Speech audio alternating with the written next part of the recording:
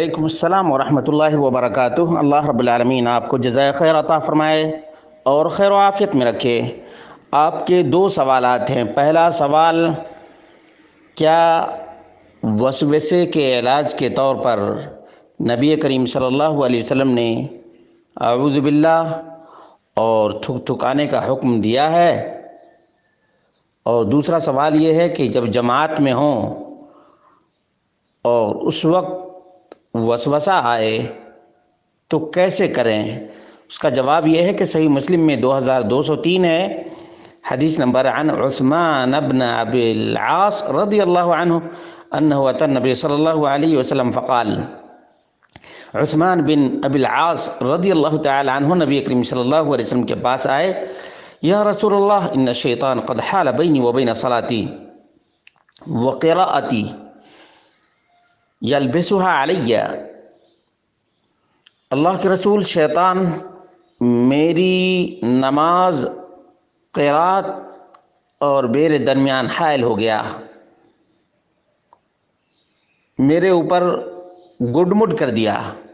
فقال رسول اللہ صلی اللہ علیہ وسلم، نبی اکرم صلی اللہ علیہ وسلم نے علاج بیان فرمایا، ذاک شیطان یقال له خنزب، یہ وہی شیطان ہے جس کو خنزب کہا جاتا ہے۔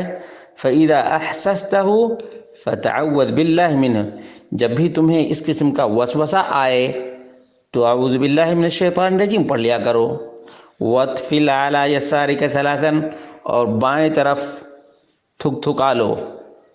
قال، عثمان بن ابی العاص کا بیان ہے، فَفَعَلْتُ ذَلِكَ فَأَذْهَبَ اللَّهُ عَنِّي، نبی کریم صلی اللہ علیہ وسلم کے فرمان کے مطابق میں نے کیا تو اللہ رب العالمین نے وسوسے کو دور کر دیا۔ معلوم یہ ہوا کہ وسوسہ آئے تو اس کی طرف بالکل دھیان نہیں دینا چاہیے، بلکہ اعوذ باللہ من الشیطان الرجیم پڑھنے کے ساتھ ساتھ تھوڑا سا بائیں طرف مڑے اور تھوک زیادہ نہ نکالے، بلکہ تھو کی کیفیت ہو، یہی اصل ہے۔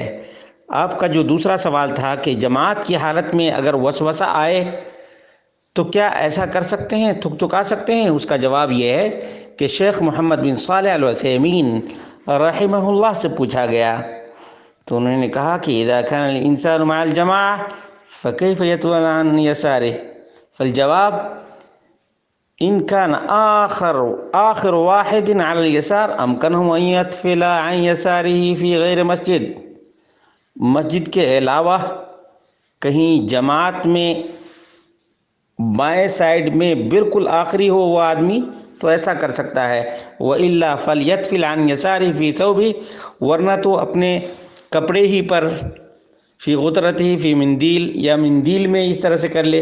فَإِن لَمْ يَتَيَسَّرْ هَذَا كَفَى أَن يَلْتَفِتَ عَنْ يَسَارِهِ وَيَقُولُ أَعُوذُ بِاللَّهِ مِنَ الشَّيْطَانِ الرَّجِيمِ، اگر کپڑے پر بھی تھک تھکانا یا ٹیشو پیپر پر تھک تھکانا آسان نہ ہو تو صرف اعوذ باللہ من الشیطان الرجیم پڑھ لے، انشاءاللہ العزیز اس وسوسے شیطانی سے نجات مل جائے گی۔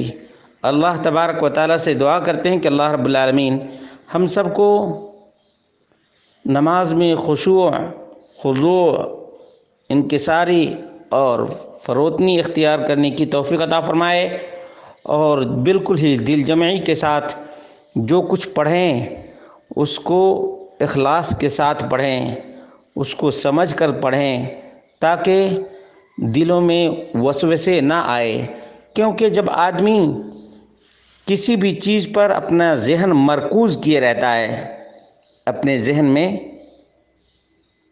جو زبان سے بولتا ہے دماغ سے اس کے بارے میں سوچتا بھی ہے، قل اعوذ برب الفلق، جیسے یہ پڑھتا ہے سوچتا ہے کہ ہم کس سے التجا کر رہے ہیں اور کس سے پناہ طلب کر رہے ہیں۔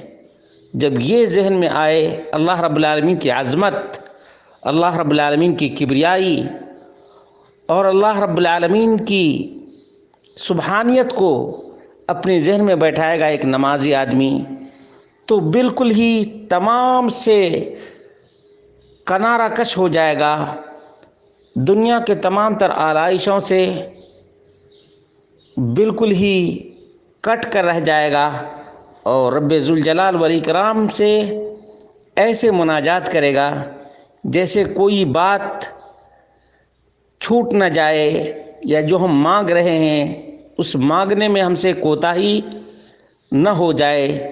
اس طرح سے نماز ادا کرنی چاہیے۔ اسی لیے نماز کے سلسلے میں بعض صحابہ کے واقعات ملتے ہیں کہ انہیں اگر کوئی چیز نماز کی حالت میں کاٹ بھی لیتی تھی تو بھی پتہ نہیں چلتا تھا، اس قدر یکسوئی ان کے اندر ہوتی تھی اور اس قدر دل جمعی ان کے اندر ہوا کرتی تھی۔ اللہ رب العالمین سے دعا کرتے ہیں کہ اللہ رب العالمین ہم سب کو من شر الوسواس الخناس سے محفوظ رکھے اور خلوص للہیت کے ساتھ نماز ادا کرنے کی توفیق عطا فرمائے۔